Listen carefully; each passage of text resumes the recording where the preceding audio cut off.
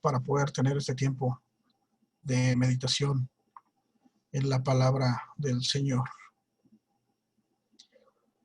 Padre, te damos gracias en el nombre de Cristo Jesús por darnos la oportunidad de participar de este momento.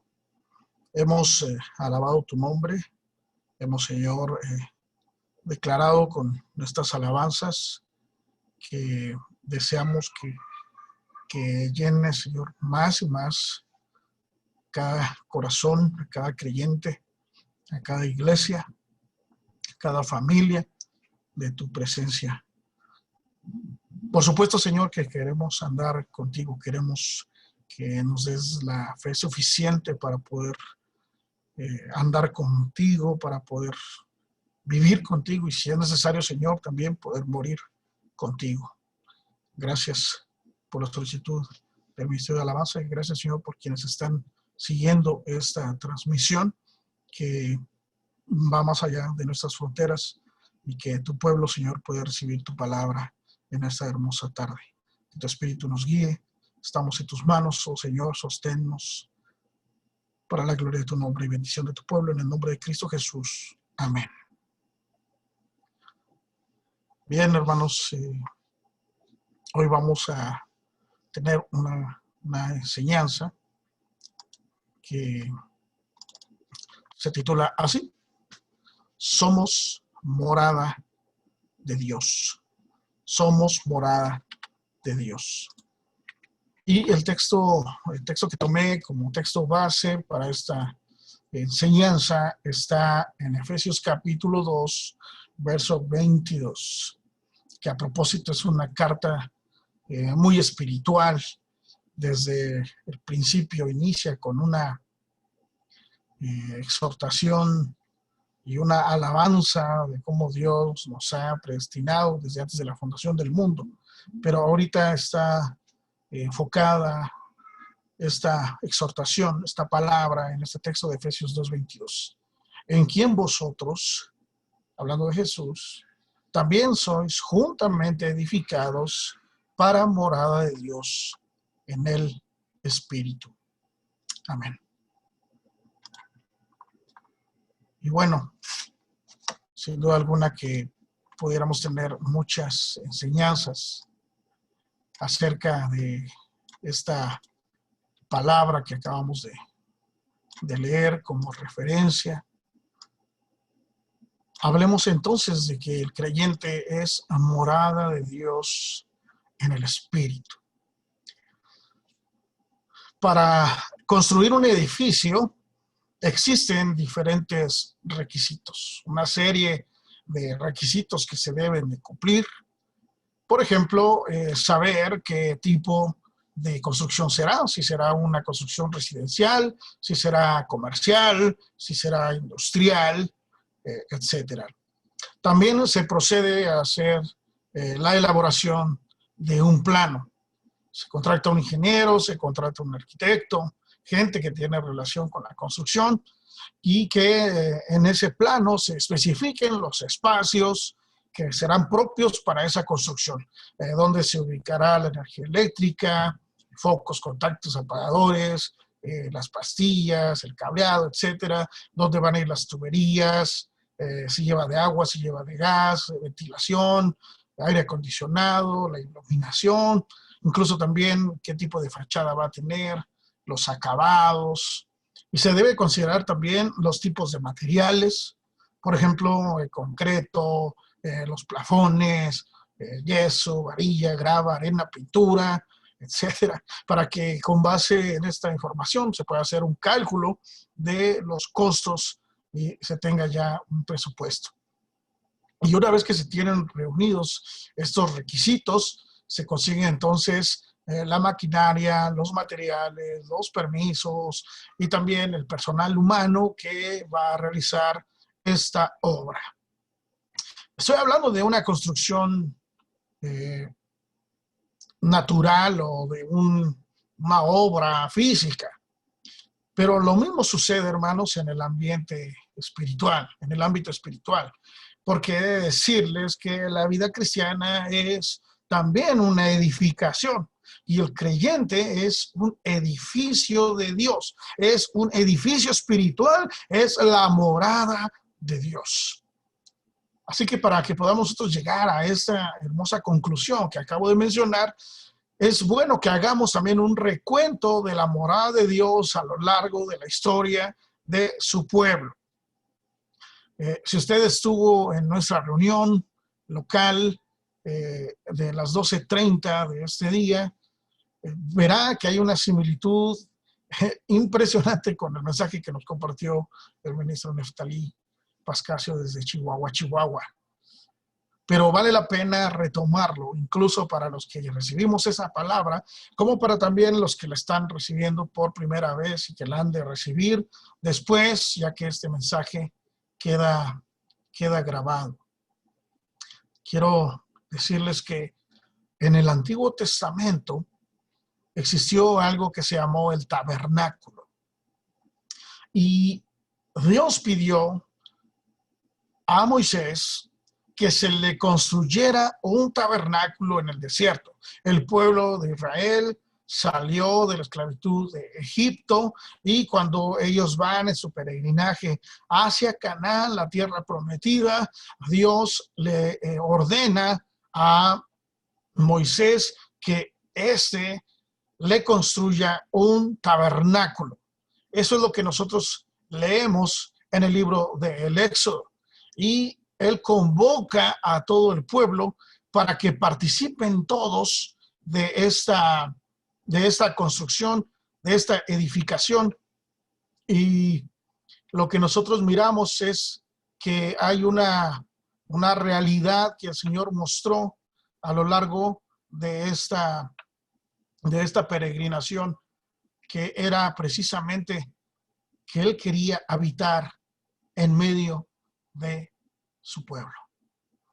Se trataba de una tienda provisional en la que el Señor se encontraría con sus escogidos. Si vemos el libro del Éxodo en el capítulo 29, en el versículo 43 en adelante, dice lo siguiente: allí me reuniré con los hijos de Israel y el lugar será santificado con mi gloria, y santificaré el tabernáculo de reunión y el altar, y santificaré asimismo a Aarón y a sus hijos para que sean mis sacerdotes, y habitaré entre los hijos de Israel y seré su Dios, y conocerán que yo soy Jehová, su Dios, que los saqué de la tierra de Egipto para habitar en medio de ellos, yo Jehová, su Dios. El tabernáculo entonces era una edificación que Dios había estipulado para que el pueblo lo hiciera, lo fabricara con materiales específicos, con medidas también muy detalladas y de acuerdo a los planos que le fueron mostrados a Moisés. Y ese tabernáculo se encontraba en medio del campamento. Eso era una tienda de campaña, aunque no como las tiendas que conocemos hoy, sino que era una edificación muy especial. Dios estaba entonces dando un mensaje fuerte y claro respecto a su intención de morar en medio de su pueblo. En el centro de la nación estaría ubicado este templo móvil, el tabernáculo. Avanzando en el tiempo, alrededor del siglo X a.C., vemos a David ya como rey, teniendo en su corazón la intención de edificarle casa al Señor, pero Natán, el profeta, le notifica al rey que debido a que él ha derramado mucha sangre, puesto que fue un rey militar, Dios no le permitiría hacer dicha construcción, pero que en atención con la intención que mostró David de edificar ese edificio, Dios le permitiría a su descendiente, en este caso a Salomón, que él edificara este santuario. Entonces, David también dice la escritura que él dio de su tesoro personal, más una colecta también que logró reunir, y los planos que pudo también dejarle a Salomón, su hijo. Eso es lo que nosotros miramos en el segundo libro de Samuel, particularmente el capítulo 7. El templo entonces era un lugar físico, era un edificio donde Dios moraba.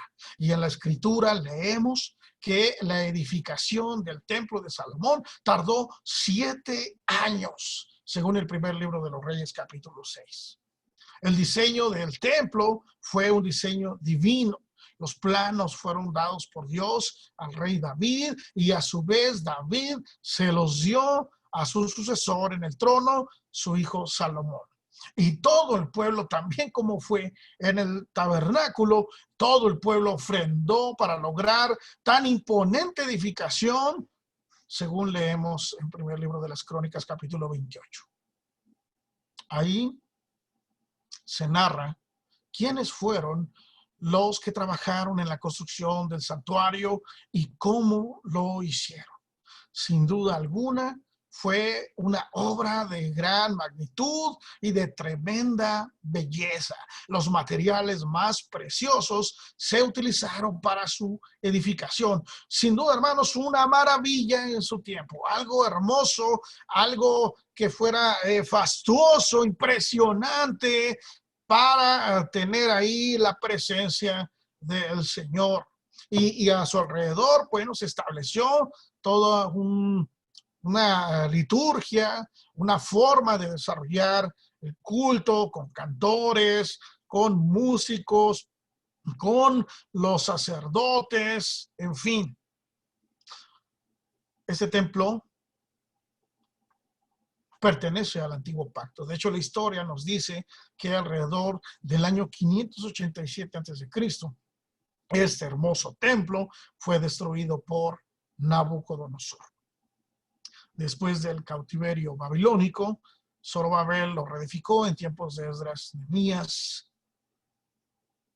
y en tiempos de Jesús, avanzando ya todavía más en el tiempo.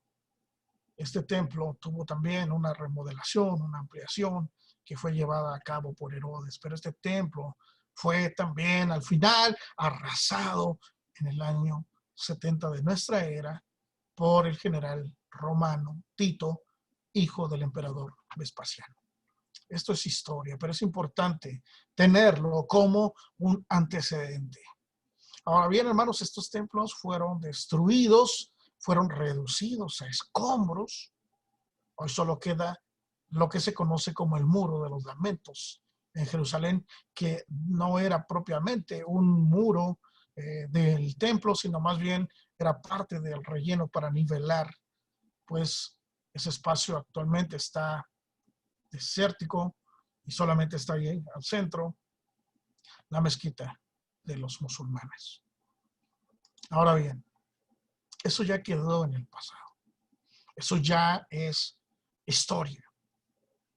Ahora, bajo el nuevo pacto que fue inaugurado con la venida de Jesús, el templo ya no es un espacio físico, sino un lugar espiritual formado por todos los que somos parte del pueblo de Dios. Quiero que me acompañen, por favor, tomen su Biblia en Hechos capítulo 7, verso 48 y verso 49. Aquí hay un varón lleno del Espíritu Santo, según la misma escritura nos está diciendo, llamado Esteban. Y él hablaba siendo inspirado por el Espíritu Santo. Y nos dice lo siguiente en el verso número 48. Si bien el Altísimo no habita en templos hechos de mano, como dice el profeta, el cielo es mi trono y la tierra el estrado de mis pies. ¿Qué casa me edificaréis, dice el Señor? ¿O cuál es el lugar de mi reposo? Está diciendo la escritura. Porque recordarán en el tiempo de la dedicación del templo, en esa hermosa oración que encontramos en el libro de las Crónicas con Salomón, en el segundo libro, ahí él hace una oración bellísima donde él dice hemos construido esta casa, pero ni los cielos de los cielos te pueden contener, cuanto menos esta casa que yo he edificado para ti. Y es la idea que está retomando en este momento precisamente Esteban, y dice: el Altísimo no habita en templos hechos de mano, como dice el profeta: el cielo es mi trono y la tierra es el estrado de mis pies. ¿Qué casa me edificaréis?, dice el Señor. ¿O cuál es el lugar de mi reposo? Avanzando en el capítulo 17 de aquí mismo, del libro de los Hechos, en el capítulo 17, ahora vamos a ver a un varón llamado Pablo, hablando ya no a israelitas, ya no a judíos, sino ahora hablando a gentiles, particularmente a griegos. Les dice lo siguiente: el Dios, estoy leyendo el verso 24 del capítulo 17 del libro de los Hechos. El Dios que hizo el mundo y todas las cosas que en él hay, siendo Señor del cielo y de la tierra, no habita en templos hechos por manos humanas, ni es honrado por manos de hombres como si necesitase de algo, pues él es quien da a todos vida y aliento y todas las cosas. Amén. Esto es lo que nos revela la Escritura. Dios no habita en templos hechos de manos de hombres. Pero también, al mismo tiempo, quiero hacer un paréntesis aquí. Muchos actualmente menosprecian el templo, precisamente tomando como base estos pasajes. Ciertamente Dios no habita, y yo voy a decirlo así, exclusivamente en el templo. Sin embargo, hermanos, el templo es también la casa de Dios, porque es ese espacio consagrado para que la iglesia se reúna y pueda celebrar culto al Señor y se predique su palabra a los convertidos, pero también a los no convertidos. Así pues, el templo físico que hoy tenemos por la gracia de Dios no es exclusivo ni tampoco es el único lugar donde Dios se manifiesta, pero esto tampoco debe ser pretexto para tratarlo como si fuera cualquier espacio, porque es un lugar consagrado para Dios, como casa de Dios. Cierro el paréntesis. Ahora bien, al integrarnos al pueblo de Dios, Dios lo hace con el propósito de hacernos un templo, porque Dios sigue teniendo la intención de morar en medio de su pueblo. Esa intención no ha terminado, y esa intención, quiero recalcar, viene de Dios hacia el hombre y no del hombre para con Dios, porque el hombre le ha dado la espalda a Dios y es Dios el que ha intervenido en la vida del ser humano. Y Dios quiere seguir habitando, como le dijo a Moisés: quiero que hagas una casa, quiero que hagas un tabernáculo, porque yo seré su Dios, ustedes serán mi pueblo y yo quiero habitar en medio de ustedes. Y lo mismo en el templo. En el templo, ese edificio maravilloso, impresionante, hermoso. Yo quiero habitar en medio de ustedes. Yo los voy a escuchar cuando ustedes vengan a esta casa y yo voy a conceder las peticiones de su corazón y yo los haré volver a mí, dice el Señor. Yo quiero estar en medio de mi pueblo. Y cuando Dios nos llama para ser parte de su pueblo, lo hace con el propósito de hacernos a nosotros ahora un templo, una morada especial para él. El pastor fallecido hace unos años, David Wickerson, reflexionando en este tema, dice: ¿cuándo comenzó Dios a morar en nosotros? Cuando le dimos nuestro corazón a Jesús por primera vez. En ese momento, la presencia de Cristo llenó nuestro ser. Además, Jesús nos trajo también la plenitud de Dios con el Padre, y él mismo diciendo: yo estoy en mi Padre, y el que tiene mis mandamientos y los guarda, ese es el que me ama, y el que me ama será amado por mi Padre, y vendremos a él y haremos morada con él. Juan 14, 20 al 23. Así que ahora el Señor mora en cada creyente a través de su Espíritu Santo. Qué gloriosa verdad nos muestra la palabra de Dios. El Señor mora en mí, el Señor mora en ti. Si tú has creído en el glorioso evangelio de Cristo Jesús, ahora tú eres una morada de Dios. A través de su Espíritu Santo, el Señor ha venido a habitar en ti. Por eso, en 1 Corintios, si gustas acompañarme, en 1 Corintios, busca en tu escritura, en el capítulo 3, voy a dar lectura al verso 9. Porque nosotros somos colaboradores de Dios y vosotros sois labranza de Dios, edificio de Dios. Ahora vamos a verso 16.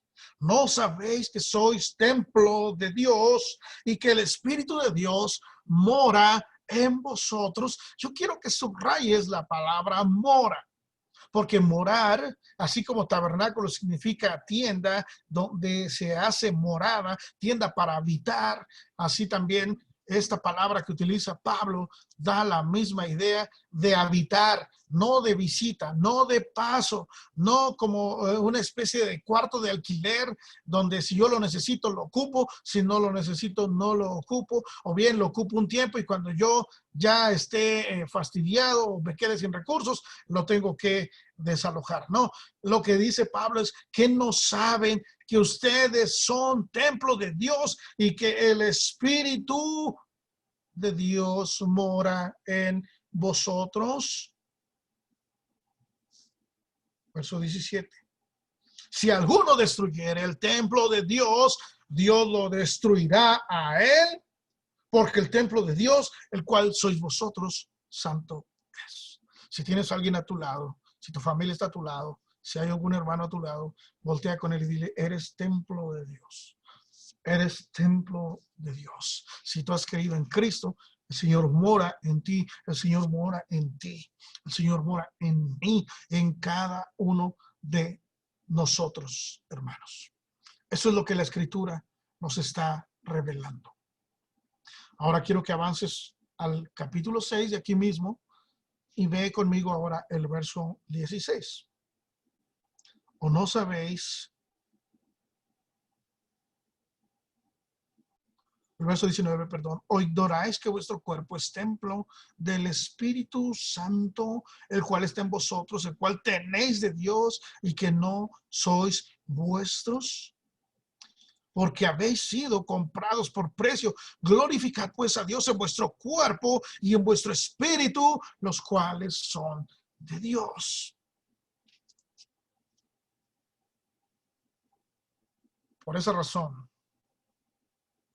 el Señor manifiesta su rechazo, entre otras cosas, al aborto. Es templo de Dios. Ese cuerpo ya no es tuyo. Y el argumento que se utiliza es mi cuerpo. Yo puedo hacer con él lo que yo quiera.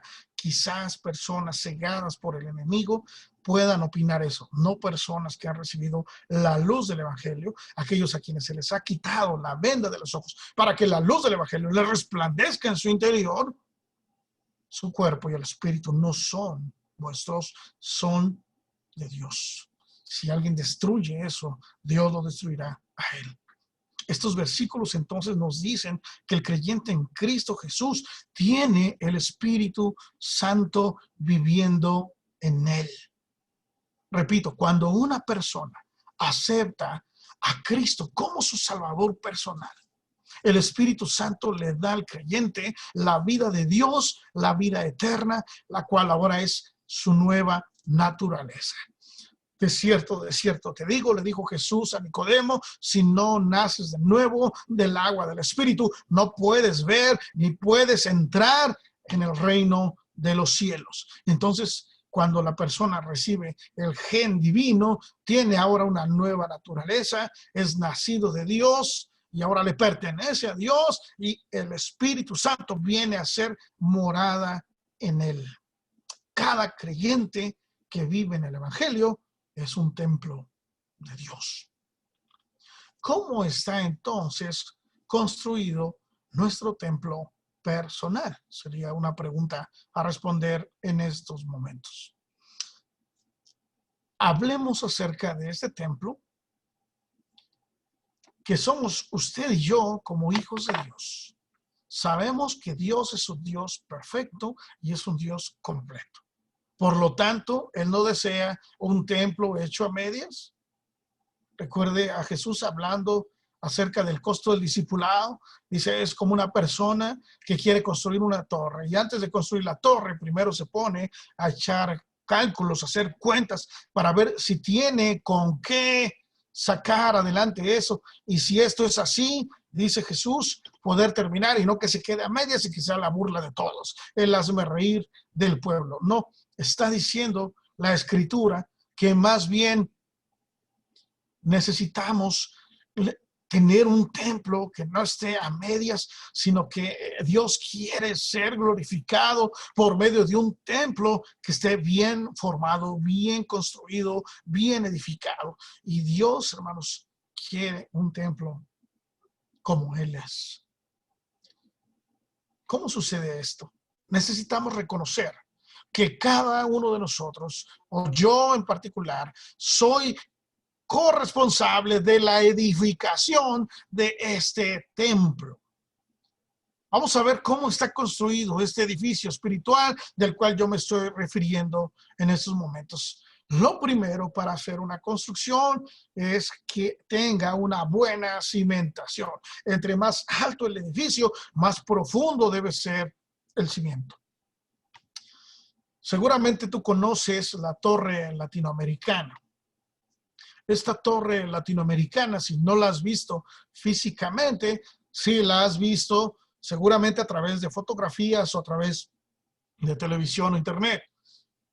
La torre latinoamericana o torre latino, como la conocemos, es un rascacielos que está ubicado en el centro de la Ciudad de México, ahí en Madero, esquina con Eje Central, Lázaro Cárdenas, en el centro histórico, en el mero corazón de la ciudad. Tanto su ubicación como su altura, que está calculada en más de 180 metros, incluyendo su antena, y su historia, la han convertido en uno de los edificios más emblemáticos de la Ciudad de México. Y podríamos decir incluso que del mundo también. Hubo un tiempo en que fue el edificio más alto de toda Latinoamérica. De eso estamos hablando. Y esta torre latino se afianza mediante 300 pilotes de concreto en una capa de material sólido que los estudios de resonancia ubicaron a 50 metros de profundidad.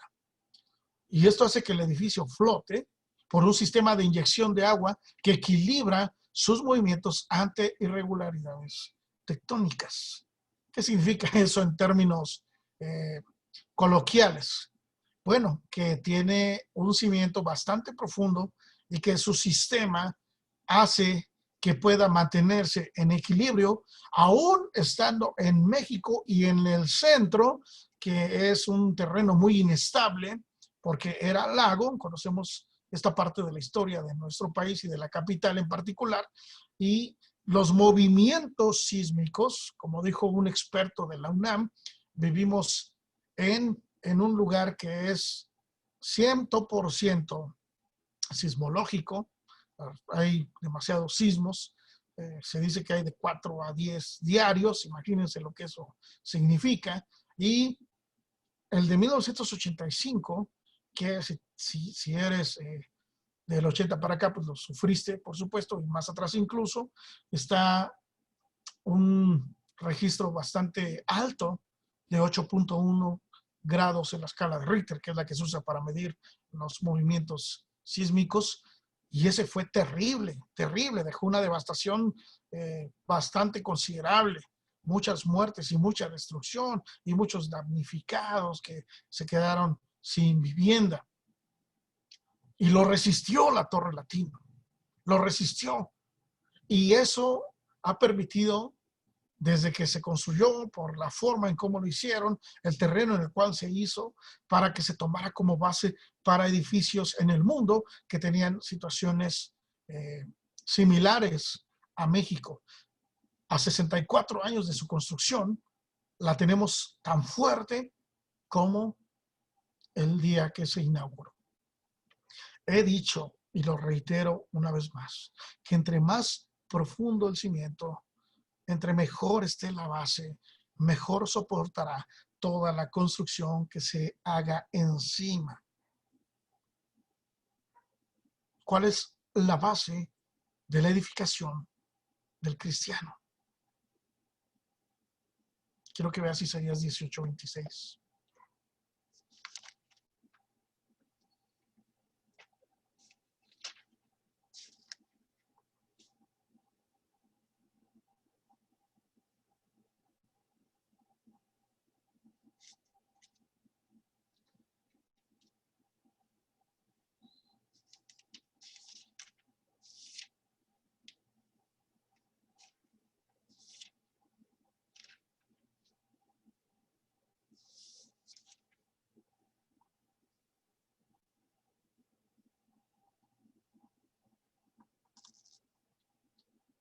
Perdón, estoy equivocado en la referencia. Quiero más bien,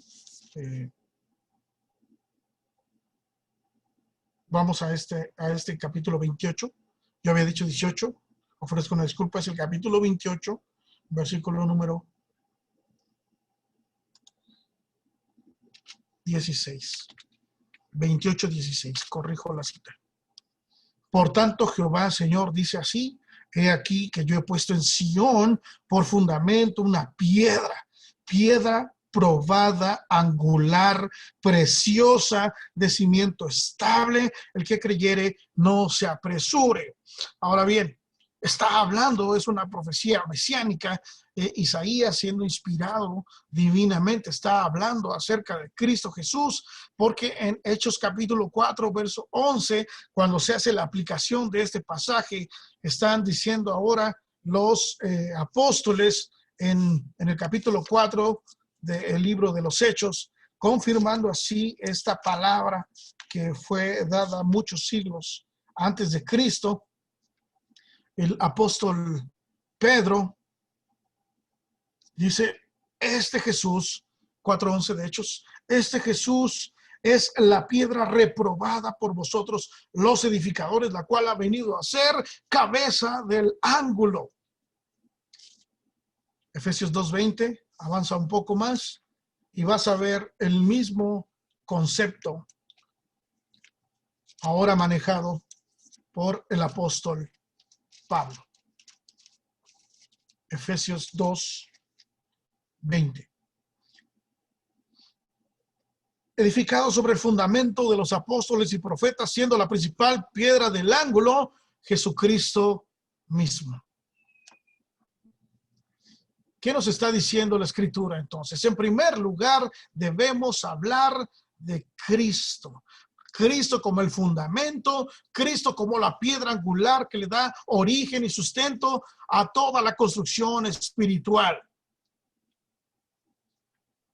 El mismo Pedro, en primera de Pedro, capítulo 1, verso 4, dice lo siguiente: acercándonos a él, piedra viva, desechada ciertamente por los hombres, mas para Dios escogida y preciosa. Para vosotros, pues, dice el verso 7, los que creéis, él es precioso. Pero para los que no creen, la piedra que los edificadores desecharon ha venido a ser la cabeza del ángulo. Estoy hablando de los hijos de Dios como un edificio, como una morada del Señor. Los hijos de Dios tenemos entonces que alinearnos a esa piedra angular. ¿Cuál era la función de la piedra angular en un edificio? Bueno, en la construcción tradicional servía como guía para la colocación de las demás piedras en un edificio. Si esta piedra estaba perfectamente cuadrada y en su lugar, entonces las demás piedras se podían alinear con ella. Y en el edificio que es el templo de Dios, la piedra angular ya está bien puesta, está perfectamente cuadrada, está perfectamente ubicada en su lugar. ¿Qué nos queda a ti y a mí, hermano? Nos queda alinearnos perfectamente con esa piedra. Si nosotros quedamos alineados correctamente con Cristo, entonces quedaremos bien colocados, bien firmes. Haremos ahora nuestra contribución al edificio y eso es lo mejor que podemos hacer. Por eso Pablo hace el siguiente exhorto. Aquí mismo en la escritura lo tenemos en la primera carta a los Corintios, en el capítulo número 3, versículo número 11, porque nadie puede poner otro fundamento que el que está puesto, el cual es Jesucristo. Nadie puede poner otro fundamento que el que está puesto, el cual es Jesucristo. Hoy se quiere poner cualquier cosa como el fundamento de la vida cristiana, cualquier filosofía o teología que suene atractiva en este tiempo de posmodernismo, se quiere poner como fundamento. Las emociones mismas se quieren poner como fundamento. Sigue tu corazón, dicen ahora. No importa la doctrina, dicen ahora. Amémonos unos a otros. Lo que importa es el amor. Es lo que se escucha hoy. Dios quiere una relación. Lo demás no importa. Eso se predica hoy. Y esto, amados hermanos, es un craso error. El único fundamento es Cristo. Nadie puede poner otro fundamento que el que está puesto, el cual es Jesucristo. En su carta a los Colosenses, en su capítulo número 2, el apóstol Pablo, que vaya que le tocó combatir este tipo de enseñanzas erróneas. ¿Por qué decirles que no es nuevo? Nosotros hoy nos enfrentamos a una complicación propia de este tiempo que nos toca vivir, pero desde el tiempo de Pablo había ya enseñanzas que eran contrarias. Estaba en boga la filosofía y eso hacía que muchos no comprendieran el mensaje del evangelio como fue predicado por Cristo Jesús. Lo mismo que sucede hoy. Pero Pablo le dijo a sus hermanos en Colosas, en el capítulo 2 de la carta a los Colosenses, versículo número 8, mirad que nadie os engañe por medio de filosofías y huecas sutilezas, según las tradiciones de los hombres, conforme a los rudimentos del mundo y no según Cristo. Porque en él habita corporalmente toda la plenitud de la deidad y vosotros estáis completos en él, que es la cabeza de todo principado y potestad. Amén.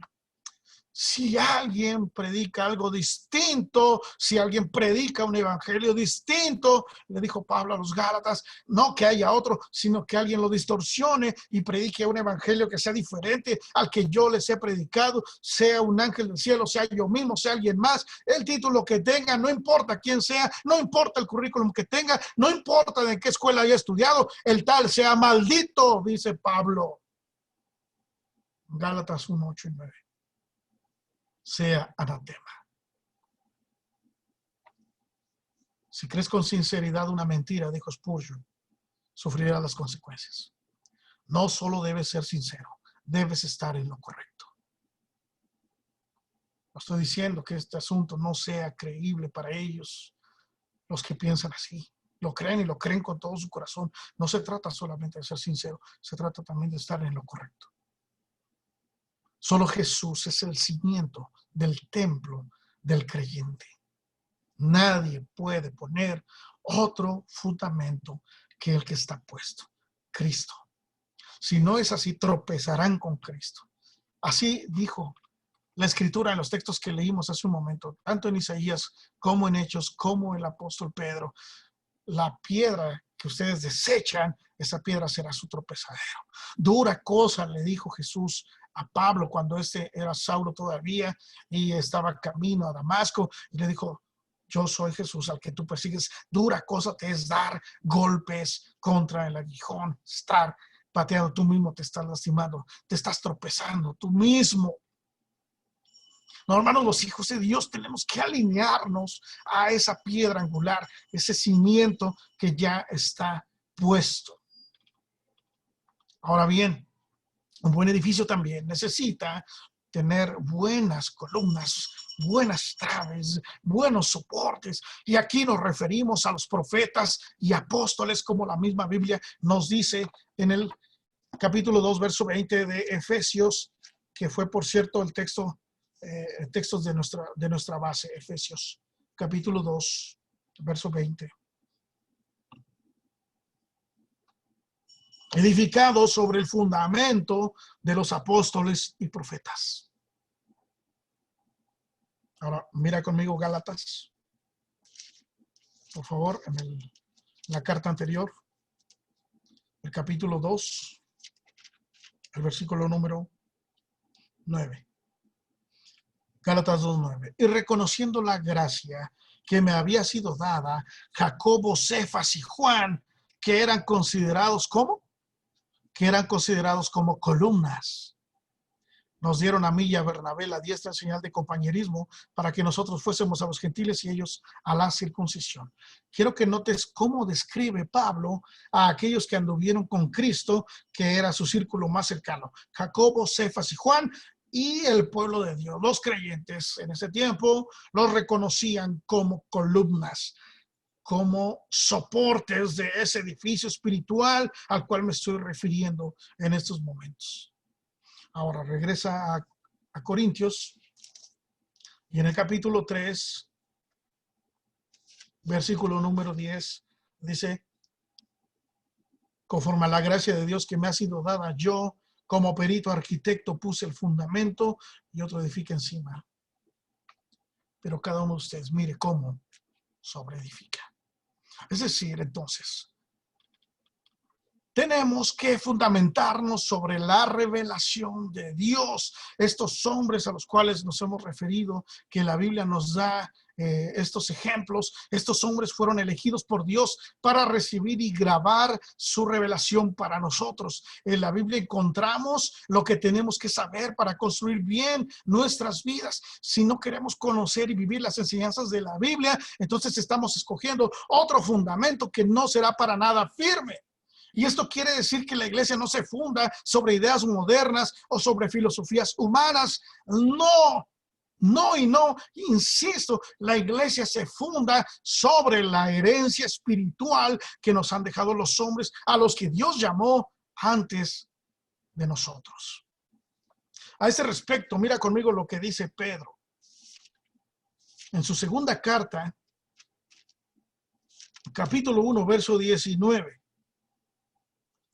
Tenemos también la palabra profética más segura, a la cual hacéis bien en estar atentos, como una antorcha que alumbra en lugar oscuro hasta que el día esclarezca y el lucero de la mañana salga en vuestros corazones. Sigo leyendo.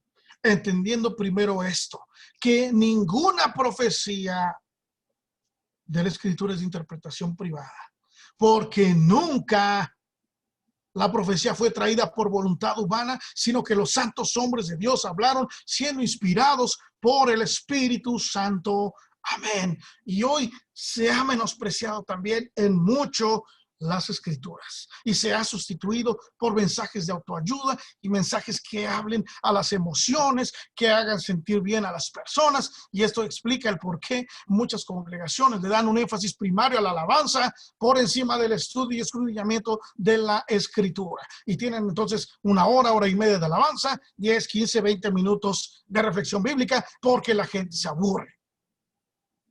Vivimos en un tiempo en donde todo lo bíblico se ha cuestionado con el fin de atacarlo. No hay verdades absolutas. Es un lema el día de hoy. Esto significa entonces que la Biblia, aún entre los llamados círculos cristianos, ha dejado de ser la palabra revelada de Dios única e inerrante, puesto que fue escrita por hombres, dicen, que fueron influenciados por su cultura y sus presupuestos. Algunos prefieren que se use la palabra infalibilidad, que proviene del latín infalibilitas, que significa la calidad de no engañar ni ser engañado. Pero inerrancia proviene del latín inerrantia y simplemente significa que está libre de errores. Entonces esto significa que las Escrituras no afirman nada contrario a los hechos. Y si juntamos infalibilidad con inerrancia, estas dos palabras nos dan entonces la idea de que toda la Escritura viene a nosotros como la misma palabra de Dios y por lo tanto es confiable, verdadera y libre de error. Sin embargo, en estos tiempos la Biblia se ha reinterpretado a fin de ajustarla, contextualizarla, dicen, para que no sea rechazada y para que no suene ofensiva. Cada quien puede elegir qué es verdad y qué no. Todo es alegoría, todo es relativo. Se dice que es la palabra de Dios siempre y cuando vaya en conformidad con el pensamiento progres del siglo XXI. Si alguien cree en la palabra de Dios como única norma de fe y conducta, es un fundamentalista. Pero, amados hermanos, hoy les digo que la Biblia es suficiente. No la Biblia más la teología, no la Biblia más la cultura, no la Biblia más la percepción, no la Biblia más la conveniencia. La Biblia es la palabra revelada de Dios y es única y es suficiente. Segunda Timoteo capítulo 3, versos 16 al 17. Pablo hablando con su hijo espiritual, instruyendo a este hombre que muchos dicen que Timoteo era así medio cobardón, por eso le dice en otra parte de la escritura, en las cartas que le dedica, Dios no nos ha dado espíritu de cobardía, y también le dice, cumple tu ministerio, haz obra de evangelista, predica la palabra. Yo te demando hoy delante de Dios y de sus santos ángeles y de Cristo que ha de venir en su manifestación y en su reino, que prediques, Timoteo, la palabra de Dios.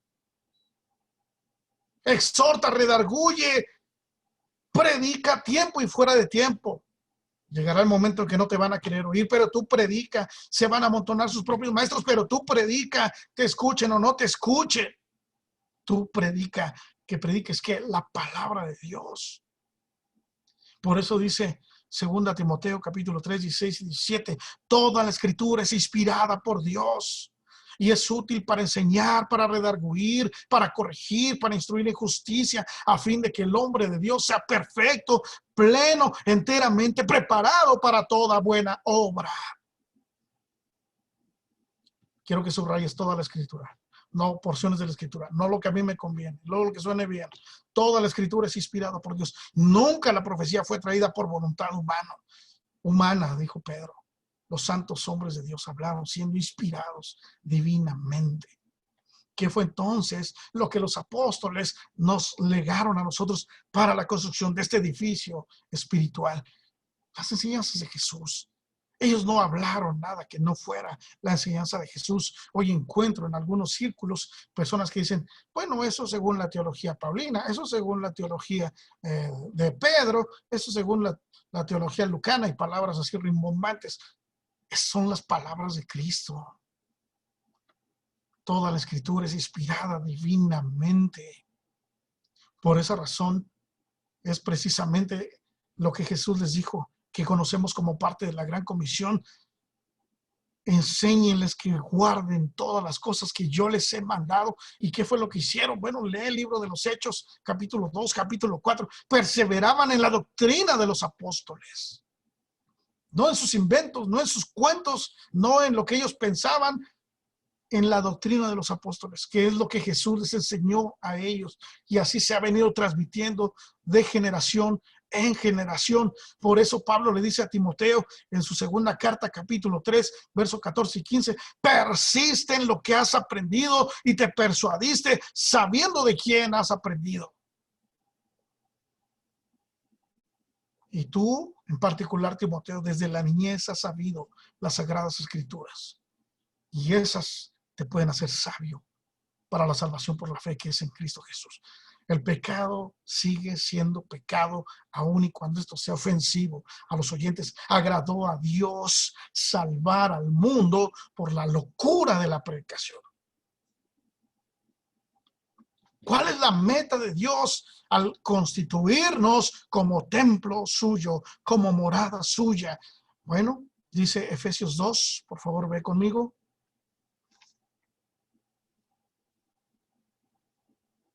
Dice el verso 19, así que ya no sois extranjeros ni advenedizos, sino conciudadanos de los santos y miembros de la familia de Dios, edificados sobre el fundamento de los apóstoles y profetas, siendo la principal piedra del ángulo Jesucristo mismo, en quien todo el edificio bien coordinado va creciendo para ser un templo, ¿cómo?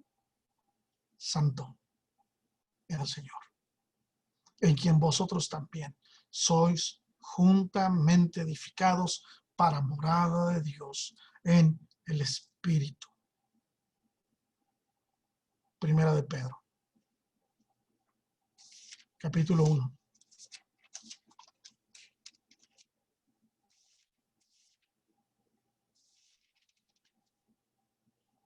Verso 5. Capítulo 2, verso 5. Primera de Pedro, capítulo 2, verso 5. Vosotros también, como piedras vivas,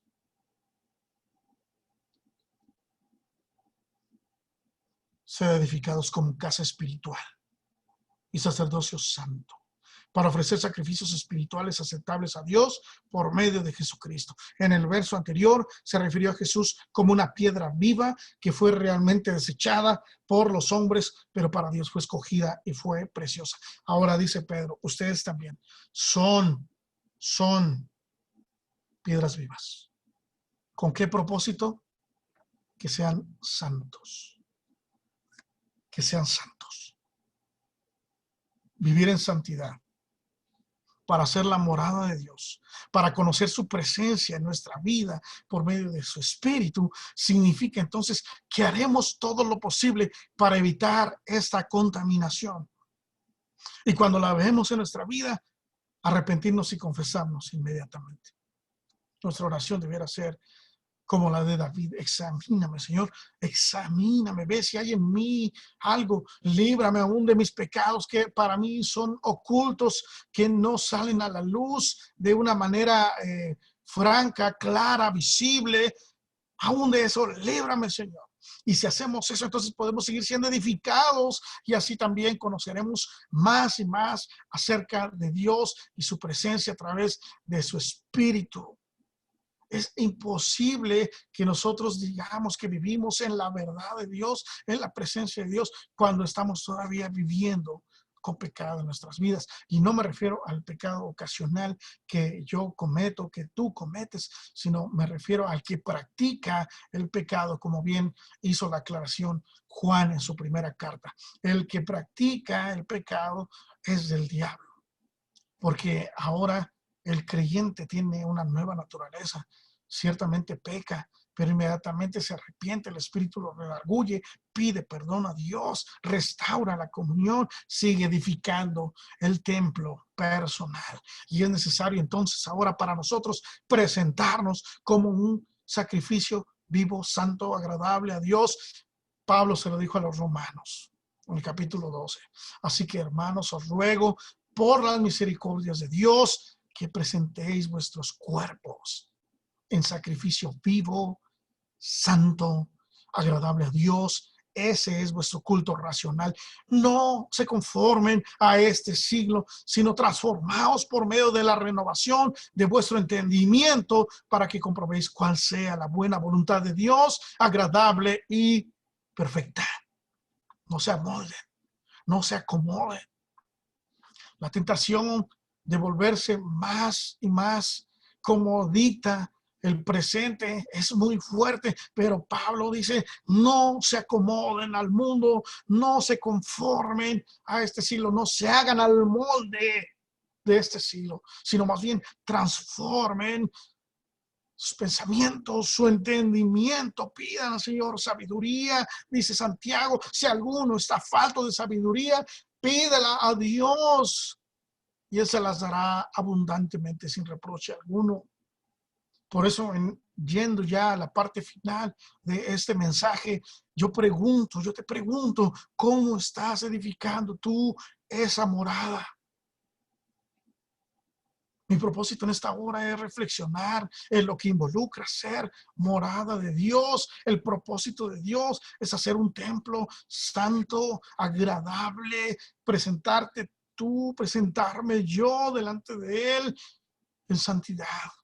Si se procede a construir, como yo dije en la introducción, se mira todo lo que se requiere. ¿Qué es lo que tú requieres para edificar ese templo? Tenemos que prestar atención de manera muy cuidadosa para poder edificar nuestra vida con materiales que sean duraderos. Primero a los Corintios 3, nuevamente te invito a abrir tu escritura. En 1 Corintios 3,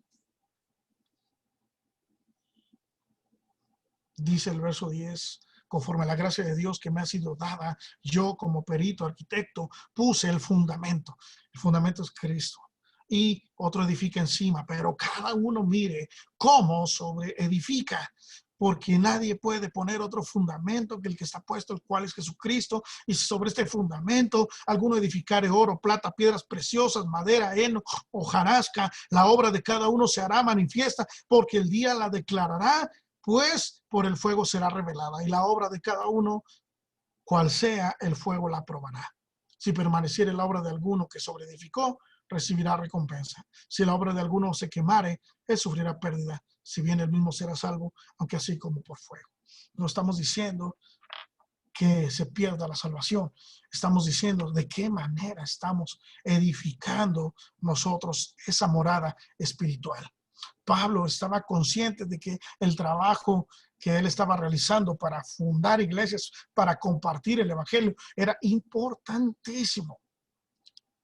Porque él no estaba fundando cualquier movimiento de hombres, no estaba haciendo un club social, ni mucho menos estaba haciendo una edificación espiritual, una edificación divina a la que él compara con un edificio, donde, ya nos dijo Pedro, los creyentes somos como esos ladrillos en esa construcción.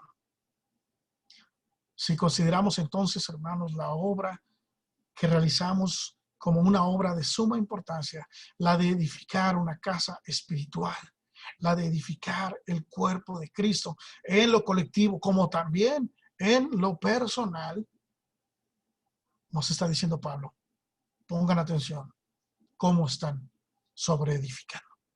Tengan mucho cuidado en la forma en cómo están sobreedificando. Así como tienen cuidado de construir una casa con todo lo que yo ya mencioné que es necesario considerar, así también miren qué clase de materiales le van a meter a su construcción. Materiales que sean preciosos, que sean fuertes, que sean duraderos, o más bien materiales que cualquier cosita los pueda derribar y se los pueda llevar cual hojas al viento.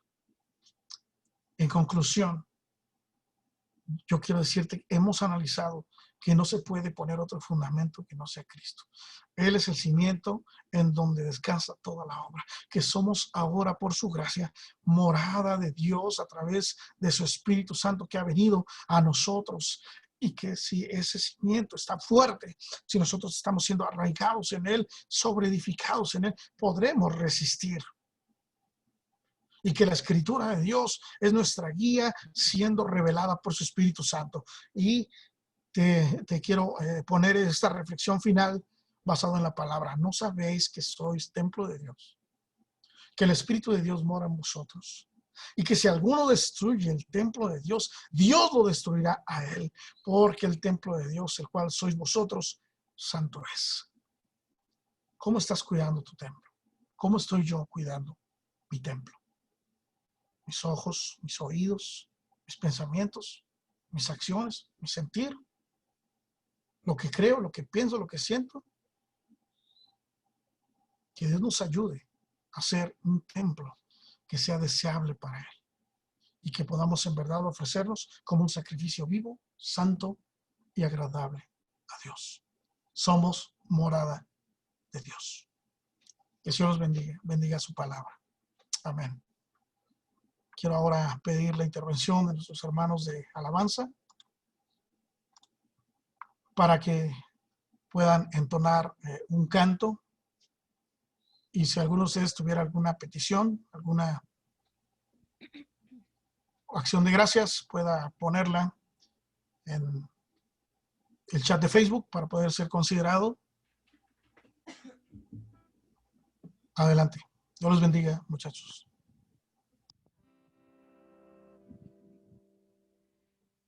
Damos gracias a Dios por su palabra. Creo que queda muy claro que cada uno de nosotros debe ser morada para Dios, que debemos de cuidar nuestro cuerpo y que sea un templo sagrado.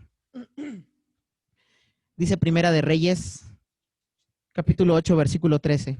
Yo edifiqué casa para tu morada, sitio donde tú habites para siempre.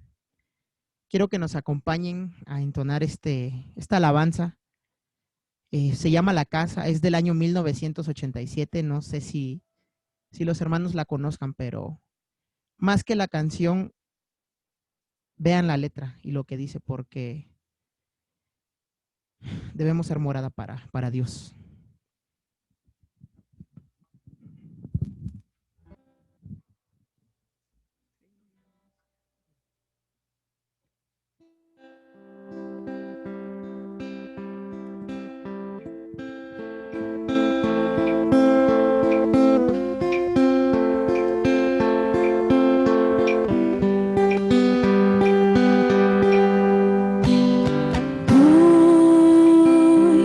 He adquirido una casa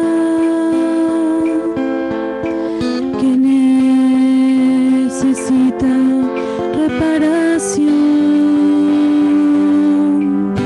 Tal vez arreglar las paredes y abrirle las puertas a Dios, y abrirle las puertas a Dios.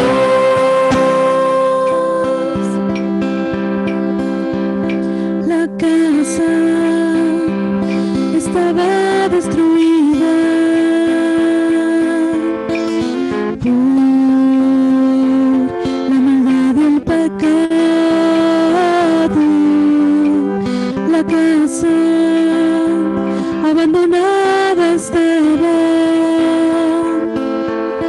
pero ahora por ahí el Salvador,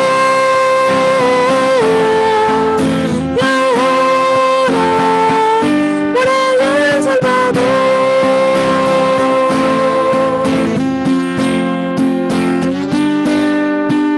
Dios hizo en mi cuerpo su templo sagrado, viví enamorada al Espíritu Santo, que todo conmigo, Él está conmigo, todo conmigo, Él vive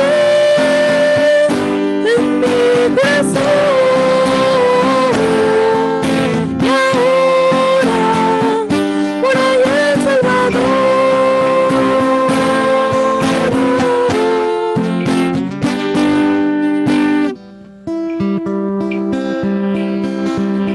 La casa estaba destruida por la maldad y el pecado. La casa abandonada estaba, pero ahora por ahí el Salvador, y ahora por ahí el Salvador.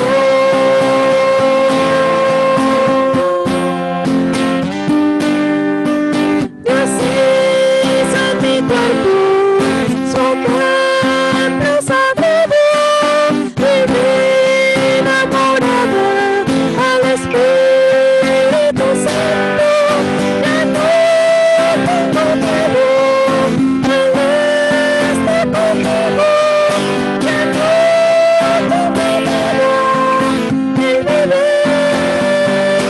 en mi corazón. Y ahora por ahí el Salvador.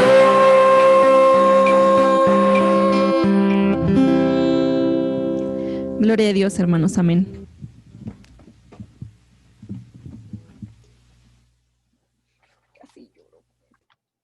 Hermosa alabanza. Dios hizo en mi cuerpo su templo sagrado.